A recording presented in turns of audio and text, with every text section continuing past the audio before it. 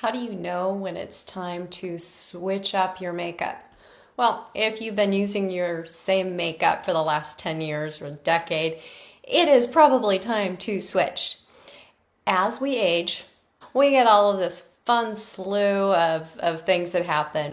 We get these fine lines, age spots, wrinkles, discolorations, rosacea, broken capillaries, scars. Note to younger people, do not pick your zits. You will scar. But anyway, how do you know when you should switch? Well, when you look at yourself and your skin is not looking as full of life and vibrant and dewy as it once did, it's time to switch. Life is short and there's no need to be using products that don't work right. My name is Kimberly Brown. I am a Saint Beauty artist and I can help you with this. It is really quick and easy, and I'll kind of walk you through the process I went through. And I was able to get rid of bags, drawers of makeup and switch to one compact. Okay, my compact is a little bit bigger than that, but this is what I started out with. So what I was seeing is that I was getting really frustrated with my makeup. I would put it on, I'd spend lots of time, I'd look in the mirror, my skin would look dull. It would look lifeless. It would look shallow, and I would look very flat. There was no glow or dew to my skin. In fact, I got so fed up with it, I stopped wearing regular foundations and went just to tinted moisturizer. And I was hearing things at work like, Kim, are you okay? You look really tired. Is something the matter? And the answer was no. No, nothing's the matter. I'm perfectly fine. No, I'm not tired. I just have dull, lifeless skin because what I am doing is not working. So I needed to change things up. I have tried the liquid foundations. I've done the pro-aging, the anti-aging, the moisturizers, the this and the that. I have done mineral makeup and not getting good results. As you know, I switched to just wearing moisturizer. And then I found cream makeup. So I saw some people using it and I was intrigued. I saw this one gal, she was in her 70s, very textured, very wrinkly, very sweet, and very mature, and she looked amazing. I mean, she didn't look like she was 30 after she put it on, but she looked amazing. Her own natural beauty was coming through. She had a glow to her. You could see that look of confidence. And so that's what I wanted. I wanted that. So I started stalking different Saint Beauty artists, and I found one that I really liked her style. I liked the way she did her makeup, and she offered a free customized color match. There are so many people. I know I struggled myself with the right color foundation. And the problem is we're trying to have one color of foundation that matches our full face. Well, look, do I look like I only have one color of skin? Mm-mm. So I filled out this really fast and easy form. It was online. I had to take a selfie of myself. So in front of a window, get my camera out, stand 3 feet away from the window, wear something neutral, at naked-faced selfie. Yeah, I know, that's scary, sending it into someone you really don't know, but it's all confidential. Very professional. So I sent in my selfie, and that very day, she sent me back a color match. And she didn't suggest one foundation color. She actually suggested 3 colors, along with a cream lip and cheek. So I started with a palette and a brush, and her recommendations for me. The palettes are great because I don't have to have a drawer of makeup anymore. I have one little palette. It's magnetized there, magnetic tins, and you just pop them in. So the first thing that she did is she recommended my contour. Now, I had never used contour before. I had seen people using contour, but honestly, I thought they were kind of fancy, and I didn't think I'd ever be able to do it. Well, I was wrong. It's not really that fancy. It's pretty easy to do as long as you just have the basic technique of how to put it on and where to use it. So the purpose of using a contour is it helps to give that definition and architecture to our face. So we all have these beautiful bone structures, and it's part of our own natural beauty. And as we age, well, our skin starts to go a little droopy. things start to flatten out a little bit. You know, the balls of the cheek aren't quite as plump as they used to be. In fact, we start to lose fat in different areas, and for some reason it seems to apply itself to others we don't necessarily want. So contour is just kind of like a really cool facelift. It's just showing off your beautiful bones. So the contour is a little more dense than the other items, and I'm using, this called a 3D brush. I'm just going to tap in there, and I'm going to tap it on to my forehead. So what I'm doing here is I have kind of a round face, so I'm going to draw so it looks like there's more of a distance, and then bring it down. It's kind of framing things in. And where you put this is totally up to you. Just because I'm putting it here doesn't mean you have to. And the next thing is my cheeks. And I kind of have more of a round face, so I like to elongate a bit. I'm going to start back here by my ear. And I'm going to bring the line so it's actually on my cheekbone. And I'm going to bring it to about the outside of my eye to the middle, because I don't want to make my face look too full up here. I'm just going to tap that on. There you go. My skin's kind of sensitive today. A little bit of rosacea breakout there. Okay, that side. And then this side. And tapping it on. All right, I got cheekbones. And as you can see, I'm not using a ton. And then we start in the back. I'm going to go along my jawline. And then I'm going to go up on my little baby jaw a little bit, just to give a little bit of a shadow. So this will give shadows. Gives dimension, architecture, it gives shadows.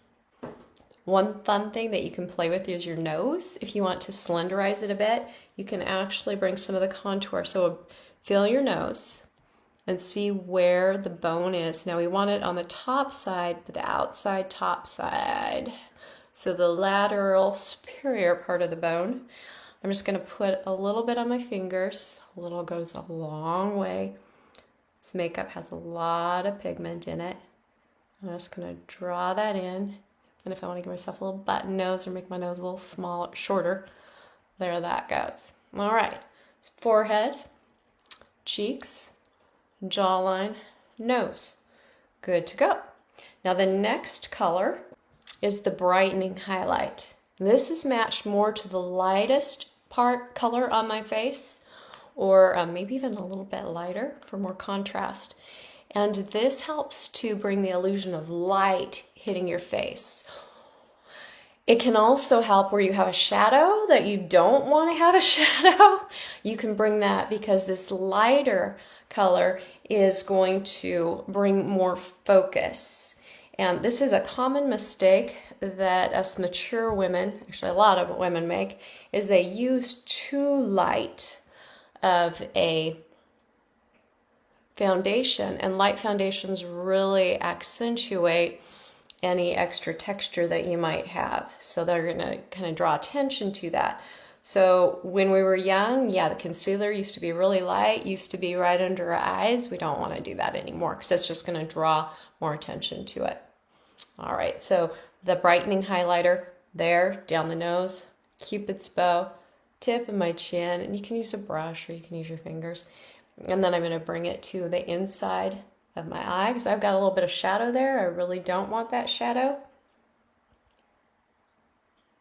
And then it can be used to create lift too. I'm going to take it from the edge of my eye on up to the temple. Look at that. It just kind of lifts the eye up. It's amazing what you can do with light and color and pigment. I love it. As a former science teacher, and yes, I did teach some anatomy and light theory with physics, I just find this incredibly fascinating. And I like to play. You know, what science teacher doesn't like doing labs? So there we go. We've got the brightening highlighter on. And next is the mane. Now, a lot of times when you get matched in a store to your foundation, they just match it in one color.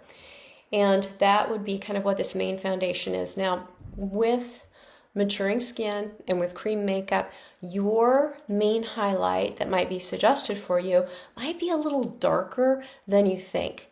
Because again, if we're using something that's too light, it's going to bring out those pores, it's going to bring out those wrinkles, it's going to draw attention to the texture. So we actually want to go a little darker when we're covering. So if you look at my face, I've got the really, really dark with the contour. I've got the really, really light with the brightening highlight. And I'm going to go with my main color that's matched more towards the darkest color on my skin. And I'm just going to tap that in to the areas where I don't already have something. And I will put a little under my eye, not a whole lot under your eye as we mature, just very lightly. I'm going to kind of dismiss, not go into my cheekbones right now, because that's actually where my lips are going to go. And then just down there. All right, so just kind of filling in the gaps of where you did not go. And then lastly, lip and cheek. So all in one lip and cheek color. A little goes a long way. This is a satin, so it has more of a cover to it. It's more opaque. I guess we call it translucent if we want to be exactly correct. And just a little bit on my lips.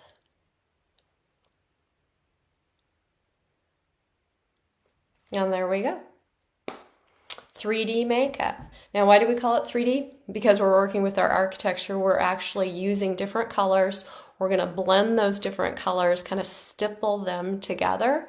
And we're also laying everything in one layer. If you notice, I haven't put layer upon layer upon layer.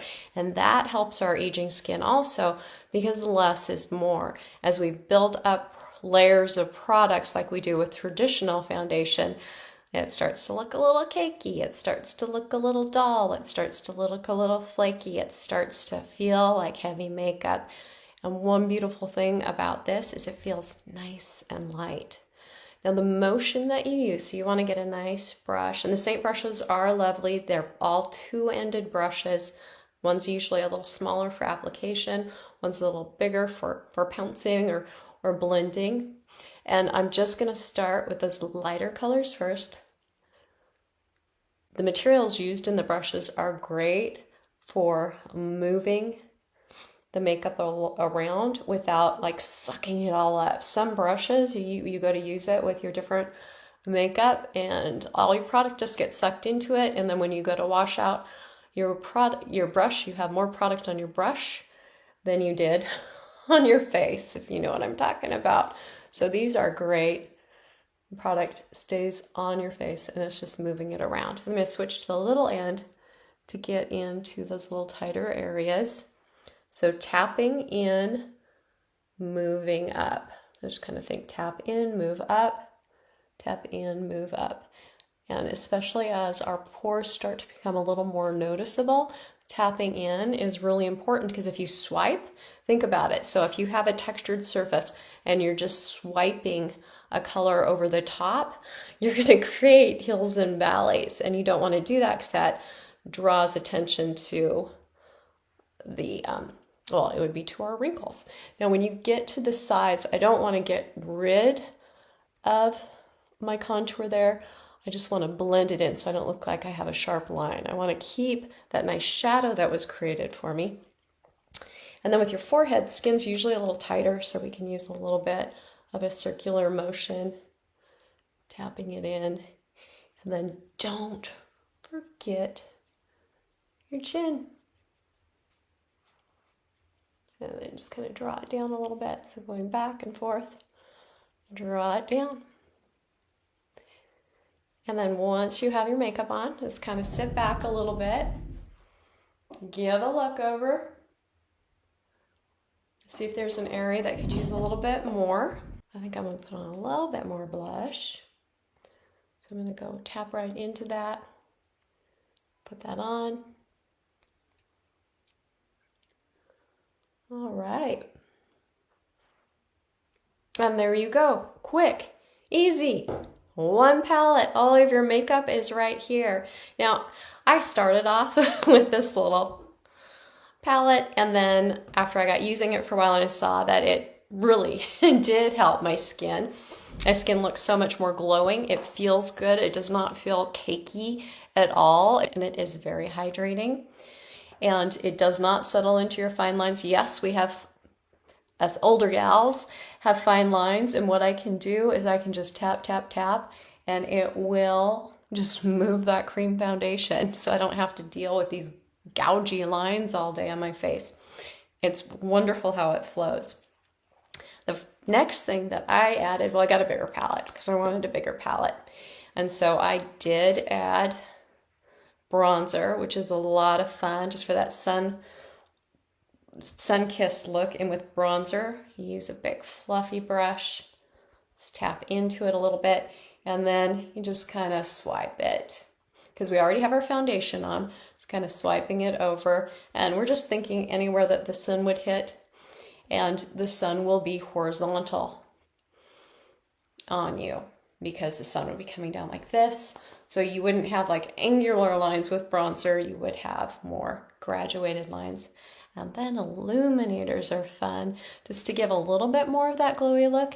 And if you are just switching right now from a liquid foundation or powder to cream, you might say, no, I'm glowing enough right now. Let me get used to having this skin that looks like it has life to it. Once you embrace the glow, you kind of can be addicted to it a little bit. It's really fun also for date night, but just putting it up a little bit over the eye, the brow bone there. It just, dances a little light up in there. Any place you want a little more light.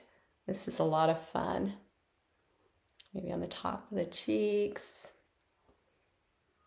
Anyway, you can just play and have fun with it, but that's what I added next. There we go. So quick and easy, one palette makeup. All you need is a palette and a brush and you're good to go.